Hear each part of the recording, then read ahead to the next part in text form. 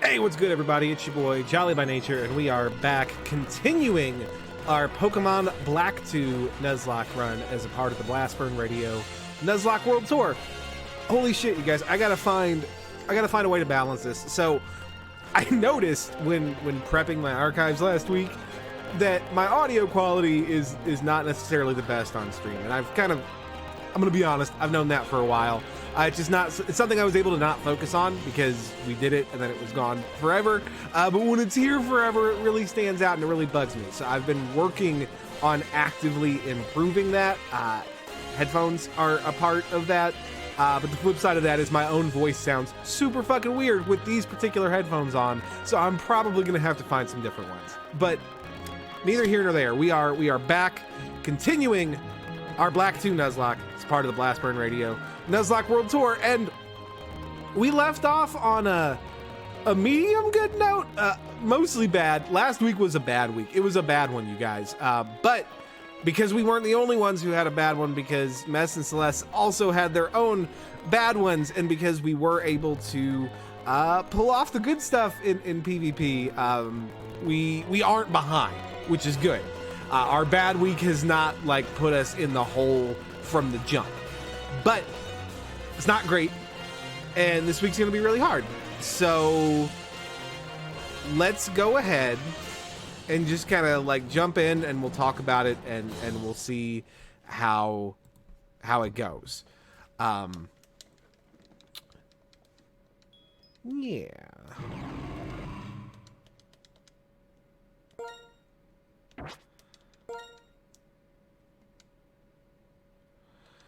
All right, so you may notice actually that the team's a little bit bigger, a little bit buffer than when we saw them last. I did a little bit of off-stream grinding in preparation for this morning's stream. Primarily just because EV training is so important at this point, and I'm not going to make you guys watch me kill level 2 Pat Rats forever. And in that process, Merrick evolved. We got ourselves a herdier, a bigger, beefier pupper. Those stats are better. They're still not the best. Modest doggo, but they're better. And of course, Leo is now level 16 as well, as is Pudgy Pig, our Tepig, who learned Flame Charge in that process, which is pretty dope. Now, a couple of things that we should probably talk about. First of which, so guys, this is wild. This is bananas, and it's ultimately a failure, but it's a failure that was good for us, so I'm not gonna complain.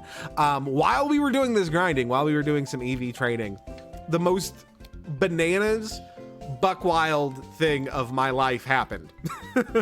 So we're EV grinding. We're specifically at that point, we were grinding attack for Merrick, grinding against wild Pat Rats. And we stumbled upon a shiny Purloin, a shiny purple cat. In my history of hated shinies, probably the worst thing we've ever encountered, and I was real salt. But I realized a couple of bad things back to back in succession. Number one, I had OBS going in the background recording as per what we talked about before, but the recording had stopped. It had failed. Apparently the specific drive I was recording to had run out of storage space. So I didn't get my live reaction face when it popped. So I was real shitty about that too. I was like, God, I didn't get the shiny, and I don't even get to show you guys how fucking pissed I am. But I was like, you know what? That's okay. I didn't get to capture the moment when it spawned, but I can at least make sure that we capture the catch. Right? So I cleared the error messages on OBS. I took care of the problem, and I went to go live. I went to click the go live button on OBS to go live on Twitch and to catch it in front of you guys, so at least we'd have the highlight of that. And the second I clicked the go live button, I got the blue screen of death. My computer crashed. It crashed outright. And I hadn't saved because I was in the middle of a battle. Can't save mid-battle. It's Pokemon, baby. So we had a fateful encounter with a shitty cat, and then the great Lord Windows from on high said, no, not today, and smacked it down. So we did not have a shiny Purloin. I don't feel great about that, honestly. Like, I would have rather like caught it legitimately after we encountered it, but I had no say in the matter. It's a thing that happened. That's where we're at now. So that's where we're at now. That particular encounter is gone. It's gone forever. If our series penalized losing shiny Pokemon, then I would accept that penalty, but we don't. So we just keep going. That's where we're at. But that's my crazy bananas didn't even happen on stream story for today. But I'm due is what we've learned. I am due, and I need to bear that very much in mind as we continue. This week's gameplay is kind of weird. We are heading east, and we're backtracking a lot. We have to go all the way back through like Route 19 and Route 20 in Flockacy Town. Holy shit, I'm getting all the medals for just running around in the grass in EV training. Jesus Christ, metal guy. Yeah. So we have to backtrack through all the areas we went through last week, only instead of heading north on Route 20 to reach Flockacy Ranch, we're going to be heading east on Route 20 to... There we go. Fuck. We'll be heading east on Route 20 to reach Virbank City, which is our next city. It's our next gym. That's Roxie's gym. And that's actually really, really scary on paper, because I don't have great answers for it. There are great answers available around it. In particular, there's Magnemite, which is a fairly common encounter in the Virbank complex, which would be excellent. Obviously, a steel type would immune out Poison Stab, which is really, really threatening from Roxie. There is also... Hey, Bug. Nah, we're not gonna waste the PP. There's also Coughings, which obviously, like, poison against poison is resisted both ways, but at the very least, Coughing cannot be poisoned, which means that Venoshock, which is like the signature move of Roxie, isn't gonna hit for monkeys, which would be real good overall. I would gladly take either of those. There's also a lot of really bad encounters around there. There's Patrats galore. There's Magmies, which wouldn't be a bad encounter necessarily, but it is definitely like unnecessary with my current team comp, as honestly is Growlithe, which is another possible encounter over there. So there's a lot of stuff that I don't particularly super want. There's Pidove, which wouldn't be the worst thing in the grass around there that we can catch, but is definitely not a desired encounter either. And yeah, we're just gonna have to see how it goes.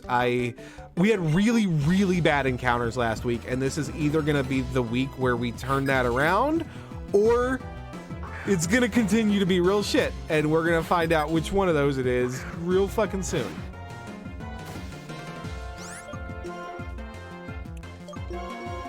I hope I haven't leveled us too high.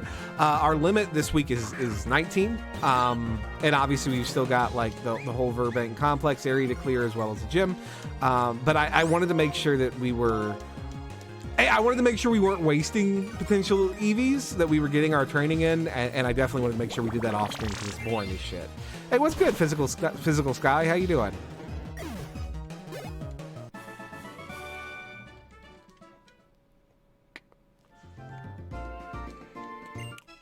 Jolly, wait! Come with me, you two. All right, Sharon. See the dark tall grass here? It's rare, but sometimes two Pokemon pop out at the same time. Also, the Pokemon that hide in the dark grass are slightly stronger, so be careful if you walk through. If you're gonna challenge the next gym, it's the Virbank gym. These might help. Hey, those are definitely gonna help. We will take those. Here's some for you, Tommy. Both of you do your best. If you need anything, call me on the X transceiver. Charon sure knows a lot. And he fought those Team Plasma thugs, too. I have no idea what the fuck voice I gave Tommy. We're just rolling with it. I've decided I'm gonna get stronger than him. You should. Do your best. Fill up the Pokedex and have my back. Got it? All right, you Vegeta motherfucker. Get out of here. Well, good, man. I'm glad that you're feeling better. Like, legitimately. Hi there. Look at my awesome Pokemon.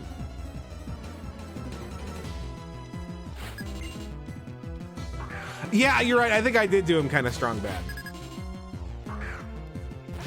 Dude, Adamant Audino is actually kind of dope. It's not what I want from that encounter either. Like, I'm not gonna go Audino hunting, but like if some shenanigans happen and that's what we get, I'm not gonna complain about it. I'm not gonna throw my hands up in anger. Like, the ear monster was pretty good for us last time around.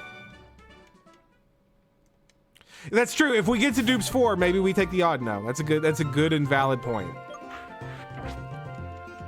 That being said, actually no, I take that back. I can't Dupes 4. Nothing there is Dupes for me. I'm getting something. I don't have a Patrat or a Pidove or a Magnemite or a Magby. Like, there is no chance of dupsing out for me there.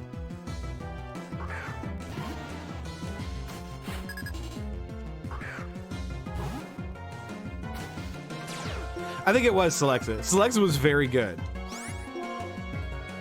Would not have stayed very good. So, like, maybe in hindsight, like, it's a good and merciful thing that Celexa's stay on the team was short, because it allows us to remember her fondly. But, like, yes, for the short period of time that Celexa was on the team, she was very excellent.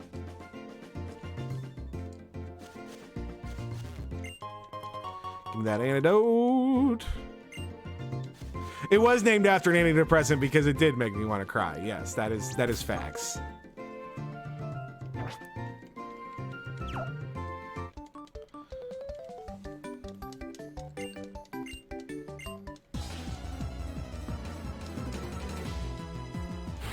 I don't know if I said anything or if I was just too busy jabbering away, but thank you very much for the resub, Flame. Like, 6 months is really impressive. I appreciate the support. Thank you. Oh, look, it's 2 seeds.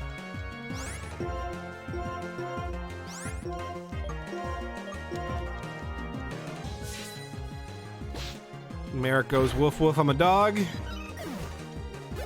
And you go, ah, my face and body. Gen 5 is very good, actually.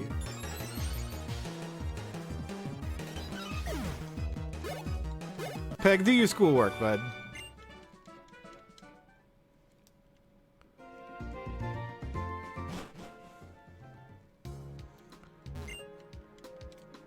All right, here we go. Hello? Oh, you. You are with 3 Pokemon, but if you have more Pokemon, your journey should be even more fun. Here, I'll give you these, so why don't you catch more Pokemon? Give me more routes, then. I'm not gonna cheat.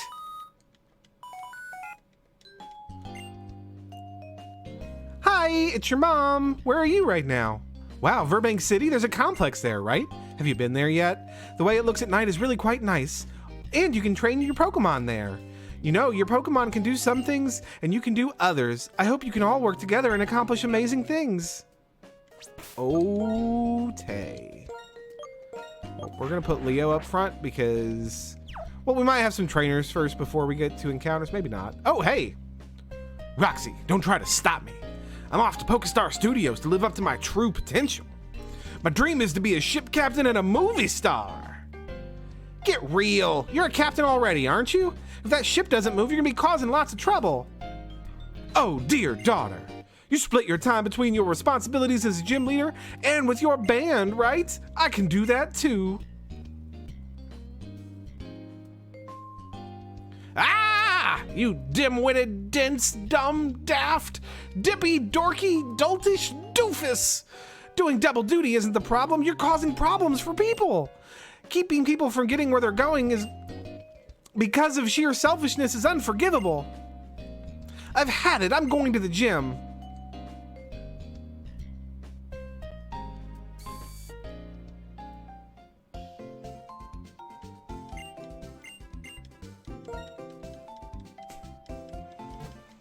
Thank you, Peg. Yeah, I get that, Sky. I really like most of the Gen 5 Pokemon. I understand that some people don't, and like that's subjective, right? Like design is a subjective issue, and that's fine. But like, I really like the games. I really like the Pokemon designs. Like, I think that it's all pretty good.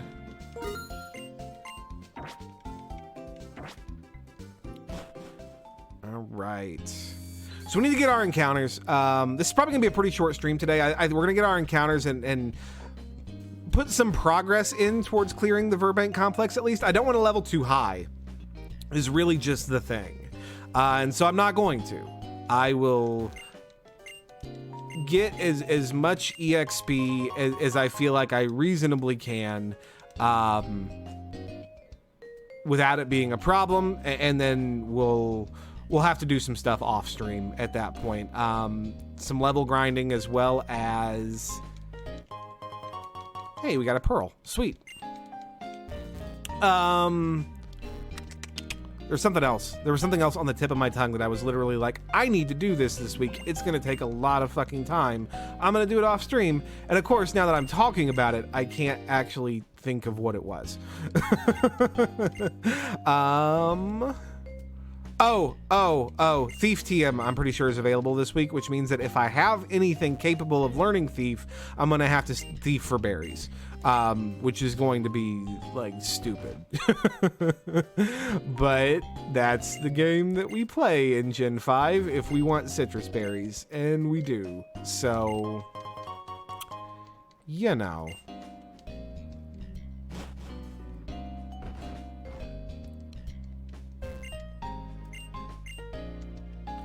I mean, like, it's a possibility. Like, I never bench my starters, and it's a genuine possibility this time around. Not because I want to be clear. Like, I relish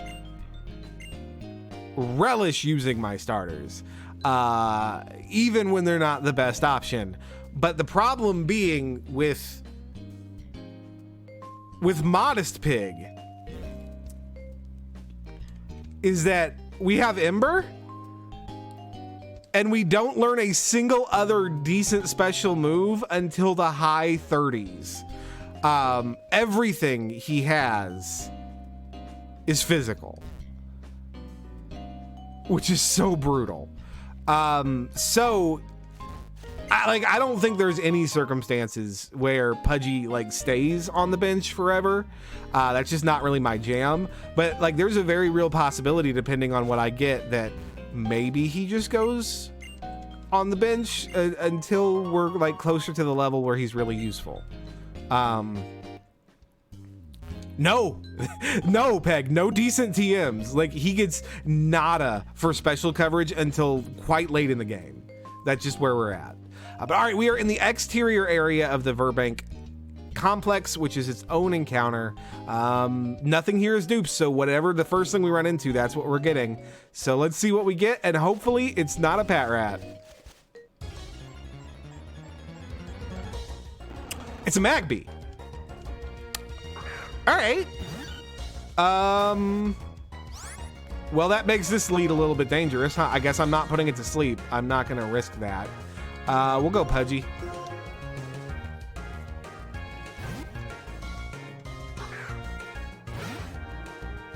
Well, again, the big question for me was, am I going to get a better fire type? And from the looks of things, maybe. So, yeah. I think we can flame charge it. I don't think there's any way we one-hit KO this thing with a resisted flame charge.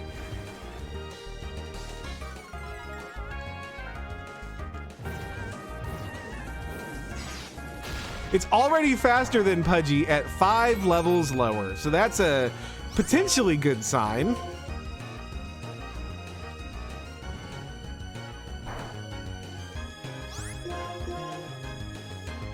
Well, Pudgy also can't hit it. Great, great, great, very great, very good. Go in the Great Ball, please. Just get in it.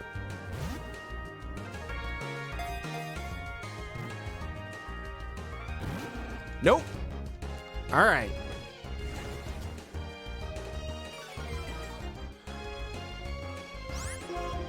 We'll try again. If he breaks out of another Great Ball, then maybe we switch out and back in to clear the accuracy shenanigans.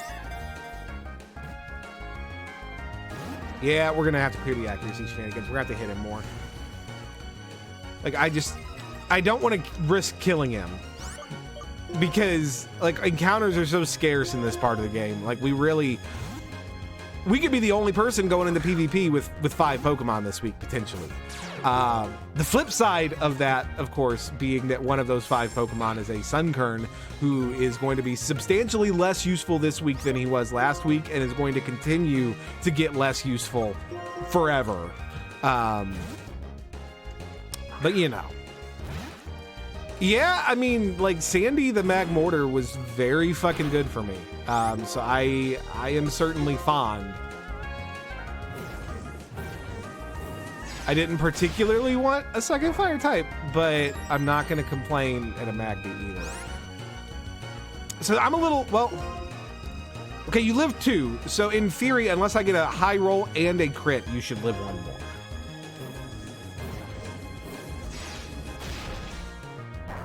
Okay, that's good. That's good. Now we throw the Great Ball. Yeah, unless we have a real bad couple of weeks. Leo is looking at his last week on the squad. Which is unfortunate given how good of a first week he had, but it's just kind of where we're at. All right, Magby, the live coal Pokemon. It's small, but its body temperature is over 1,100 degrees Fahrenheit.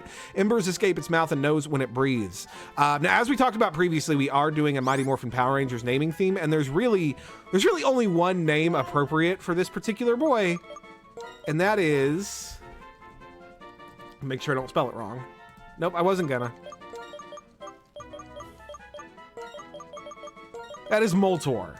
Now, Moltor is one of the many antagonist villains of the Operation Overdrive series, and I frequently, less than affectionately, refer to him as Heat Miser. Bold. That's actually not terrible for a Magmortar. It's a bulky Magmortar, but that's not bad. We'll take those. Moltor was once a human man along with his brother Flurious, and then they were both bad and evil, and being bad and evil turned them into Heatmeister and Freezemeister from the fucking Year Without a Santa Claus. He's a lava monster man who lives in a volcano and leads an army of lava lizards. He's one of the lamer villains in an already pretty lame series, but I'm fond of Overdrive in some weird ways because like it did some new and interesting things, and like it had the potential to tell a really good story. Like there was a good story there to tell. They just chose at every turn to not tell that good and interesting story, which is about the most Power Rangers thing I think that there is. So yeah.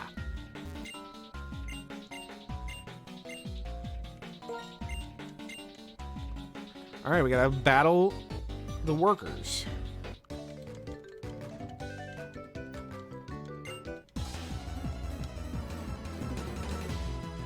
And we are now in the interior of the Virbank complex, which is its own encounter. So we get one more chance. I think there's Doubles Grass here, which is inherently risky, but maybe a risk worth taking.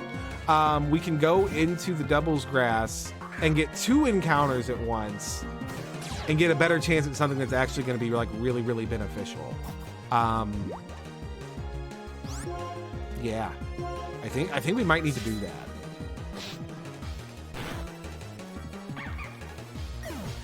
It is risky business. You are not wrong, but it is such a problem if I get this encounter and it's a fucking Patrat. Like it is a huge problem at that point. Whereas if I get a doubles encounter, unless it's 2 Patrats, I'm actually in pretty good shape. Do I have any repels? I do not. I think I might be able to buy some though. That is Doubles Grass, but I can't get to it without walking through the regular grass. Let's go see if I can buy a repel. Like, I need literally 1 repel.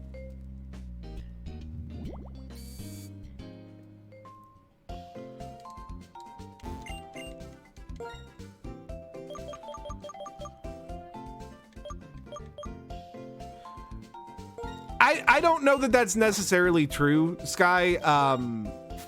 Pat Rat's not terrible. I don't love it, as we have talked about at length. But it's not really like, it's not bad really when compared to things like that are its contemporaries, right? It's not bad when you compare it to Rattata. It's just an early Ratmon.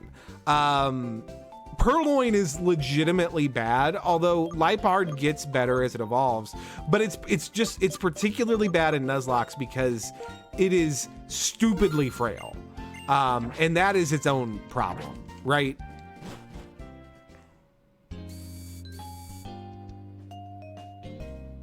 Yeah, the Lillipup line is genuinely good. The Pat Rat line is okay. It's just compared to the other things here, it's very bad because there's some genuinely good other things here. That's all. All right, we're gonna pop our repel. And here we go. We're in the doubles grass. So this is scary. Wait, we want Merrick in that second slot to get the Intimidate off. We want that immediately. We want to be leading with Leo and Merrick in this battle because Merrick can also pretty easily immediately one-hit KO whatever we don't want to catch. Okay, here we go. We get a coughing. Just outright a coughing. Let's go. We'll take that.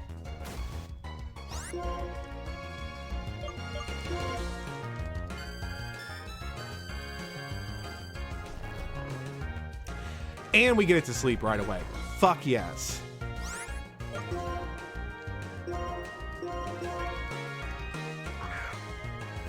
A Magnemite would have been real good, like real good going into this gym. I'm not gonna bullshit, but I like coughing a lot.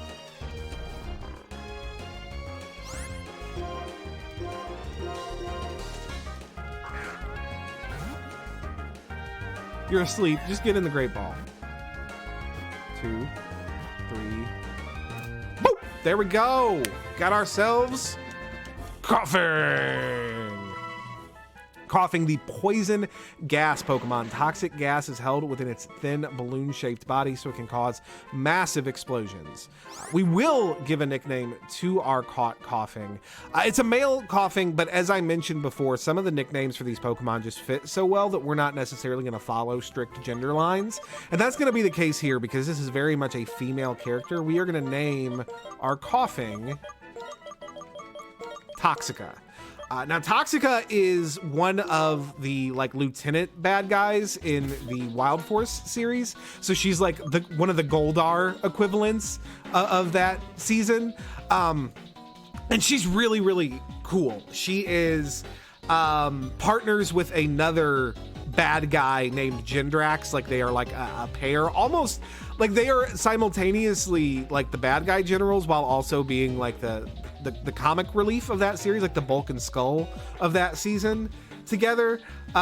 She's a Duke Org. The bad guys in that season are orgs, which are like ancient spirits that embody things, which are frequently like pieces of technology. And she is known as the Duchess of Orgs and the Mistress of Magic. Really worth noting, she is responsible for growing the monsters in that season. They die and turn into puddles of ooze on the ground, and then she uses her magic wand and some like magic beans, yet literal magic beans, to grow them and bring them back to life, which is kind of cool. But yeah, Toxica, the cougher. I'm also in the middle of watching that season, so like I don't know how her arc ends. Where I'm at currently, she actually realized that the big bad Master Org was hiding things from her and Gendrax, and she tried to confront him on it and got mind controlled. So she's still there, but she's been mind controlled to mindlessly serve him, which is really neat. Again, I'm sure it's going to resolve, but I'm mid-season. I don't know how it's going to resolve yet. I'm going to have to find out.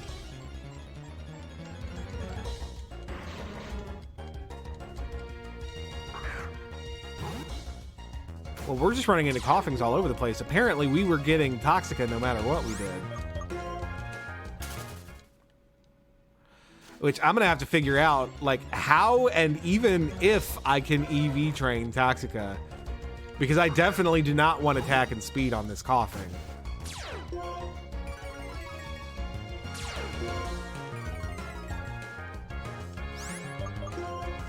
Yeah, that's a really dope movie, and if, like, spoilers, but if we get our hands on a Grimer, that Grimer is gonna be Ivan Ooze. Like, that's not even a question. Yeah, I mean, yes, odd no's are very much a thing, but like that's gonna give a lot of EXP. Even the Route 2 or Route 20 odd no's are gonna give a lot of EXP. Which if that's what it is, then it is what it is. But it's a dumb question. Out of curiosity, since I now have one, can my coughing get Will-O-Wisp from TM in this generation? It can. Do we get the Will-O-Wisp TM in this generation in gameplay? Pokemon Black, White 2. Magmie's nature is bold, which is minus attack plus defense, which isn't the best, but isn't the worst either. Will-O-Wisp TM.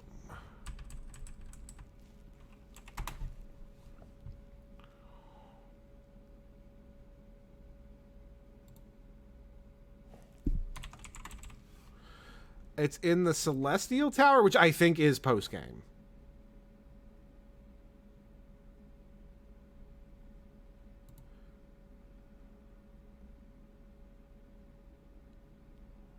Yeah, it's still a very special squad. The difference is we're finally getting Mon that are meant to be special, which is nice. Here, let's real quick, let's update our overlay.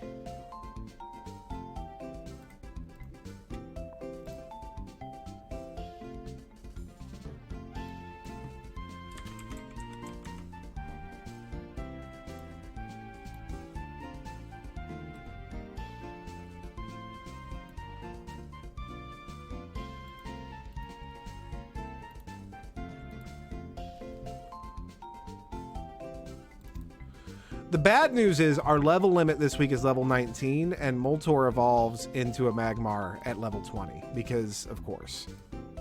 But that's okay. We can have a baby Magby this week.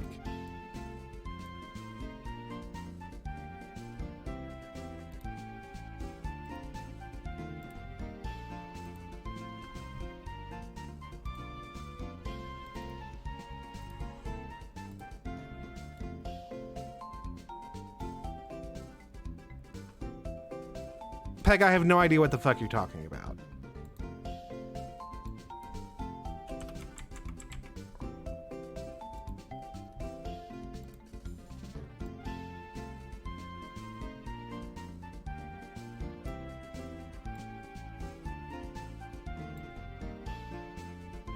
Oh, yes. Yes, I do remember that the Megazord knees him in the deck. You're right.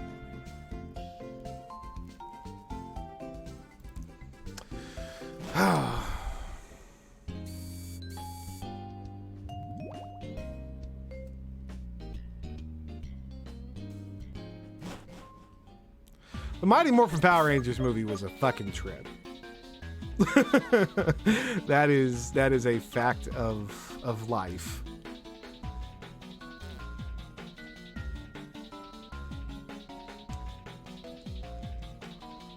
What are you up to, Mr. Science Guy?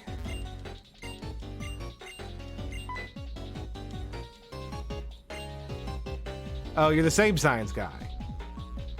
You can go over here now?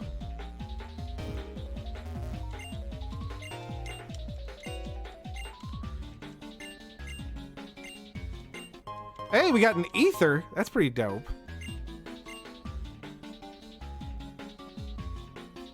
Because it's totally not cool. You don't do that. You don't need a big monster right in his dick. It's not nice. You're the good guy.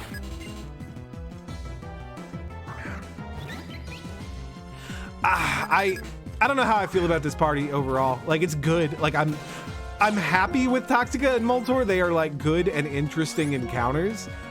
I would feel a lot better going into this gym with a Magnemite, with a Steel type. I mean, again, Toxica is immune to poison, but lacks a great way to deal damage. But, you know, such is life.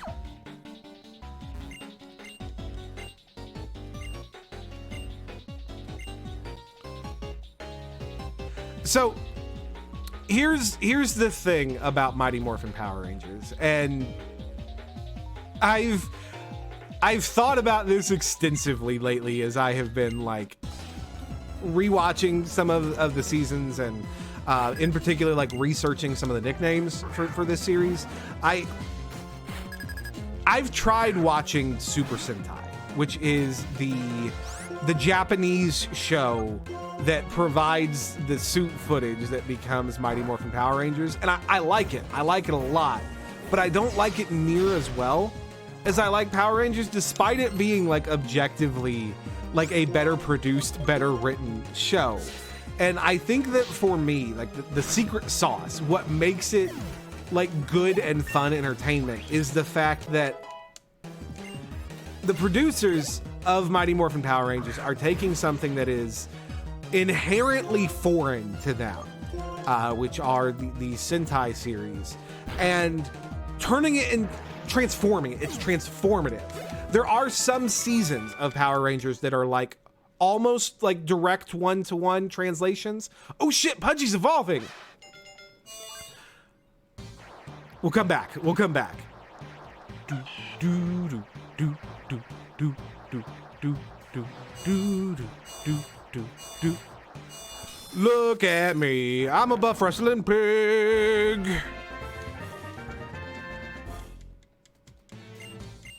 Yeah, we'll learn arm thrust. Fuck yeah. Thank you for the follow, by the way, Dragoon. I appreciate you.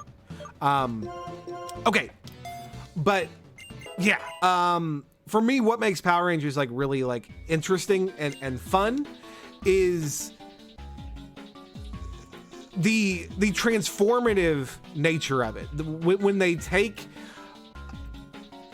the best part for me about season 1 of Mighty Morphin Power Rangers in particular, if we want to get like really down in the nitty gritty, is that the Power Rangers episode often had nothing, literal nothing in common with the Sentai episode.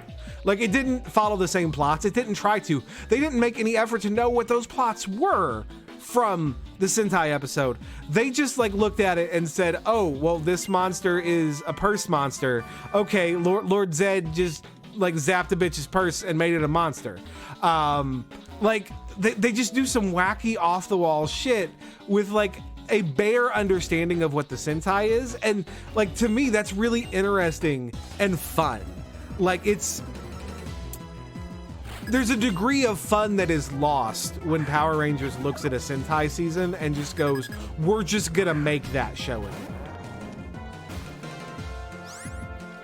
So yeah, that's me.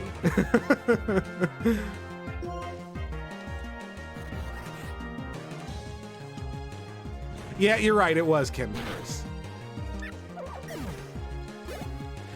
Season 1 was very long. I only have a bare memory of a lot of those episodes, but I'm very fond of them. Actually, that would have been season 2 because it was Zed, but you know. Seasons 1 through 3 are about as long collectively as like the next 6 seasons.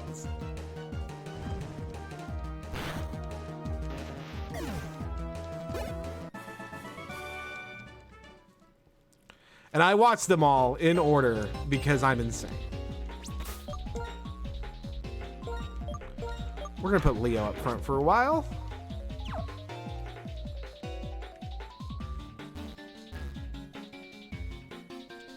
I mean, yeah, we've established you have kind of shitty taste, kid.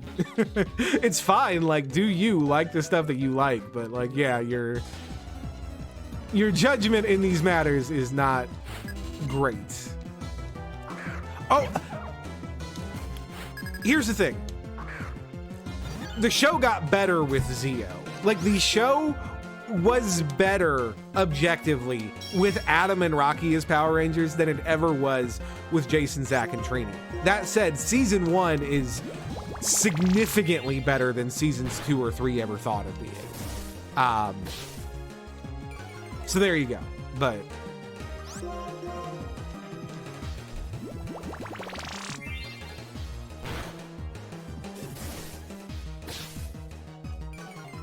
the big problem with seasons 2 and 3 of Power Rangers, honestly, is the fact that, like, Saban became so concerned with how do we maintain the popularity of Power Rangers that he stopped making a good show in making Power Rangers. He made a show to maintain the interest of 8-year-old boys who were super duper invested in Tommy Oliver. And like, that sold. Like, don't get me wrong, I am not arguing that Haim Saban is not a business genius, because he absolutely is. But yeah, it, you know.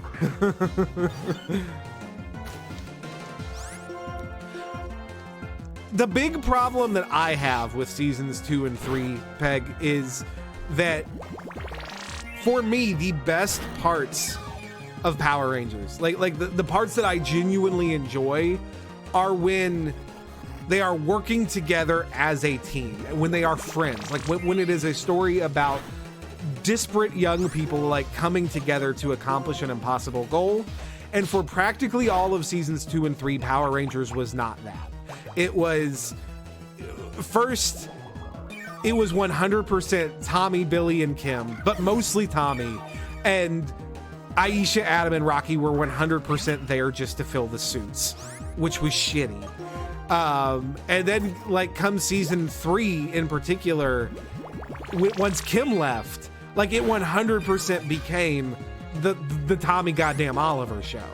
And that's not why I like Power Rangers. That was a big part about why I liked Power Rangers when I was 8. So, like, great job, Saban, there. But, like, I think, like, objectively, you're losing the best parts of what makes that bad show kind of good when you take that tack. Yeah, that's really fair, man. There are a couple of seasons that are just, like, objectively better than others and thus easier to watch. I've heard really, really good things about RPM, although I have not yet watched it personally. So I can only speak to its virtues to such a degree. Tommy is not a great main protagonist. Tommy is a great Red Ranger in Zeo because they stopped making the show all about Tommy. He becomes the leader of a team and not the team, and in that role, he's fine.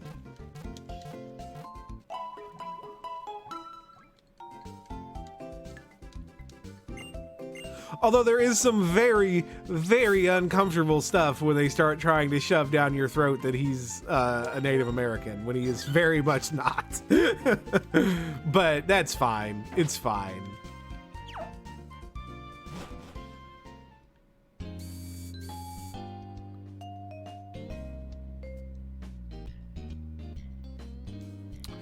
All right, guys. Well, I think it's only been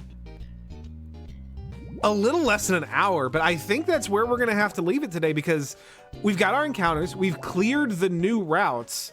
Like, all that is left is to train the team and get ready for the gym, and that it requires a lot of work that frankly you guys aren't gonna enjoy and don't really need to watch. So yeah, I'm gonna go ahead and take care of that. I'm not sure, honestly, if we'll be back to stream tomorrow or Thursday or maybe even into next week. It really just kind of depends on how quickly that stuff goes. And we'll find that out.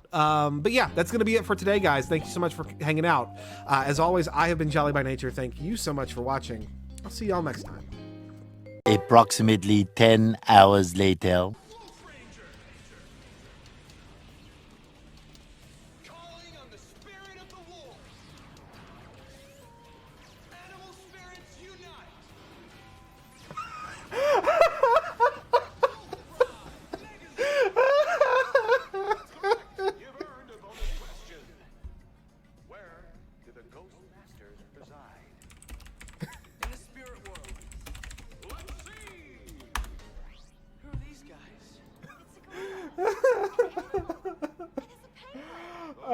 I can't even. These monsters cannot be found. They reside in the spirit world now. You have to take us. It's our only hope. There's no turning back now.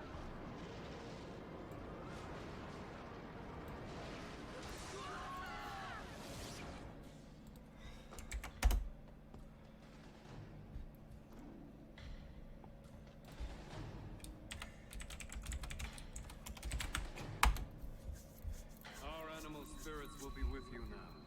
Jungle Master Mode! All right, guys, here we go.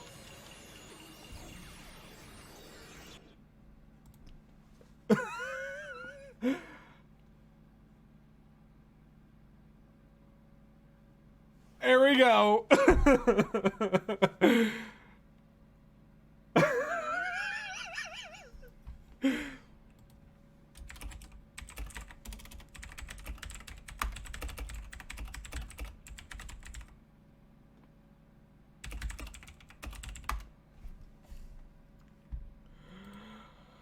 Oh, God.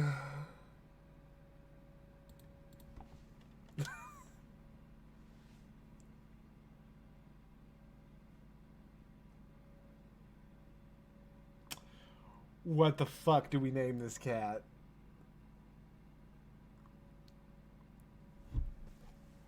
Alright, guys, we are going to name this purloin actually after a ranger that I like a lot, so hopefully that helps it be less garbage. We're going to name him after Casey, which is the Red Ranger of the Jungle Fury series, which actually I'm watching right now. I was watching a Jungle Fury episode while grinding when we encountered this cat. And Jungle Fury is a very kung fu season. They're all about like animal spirits in martial arts.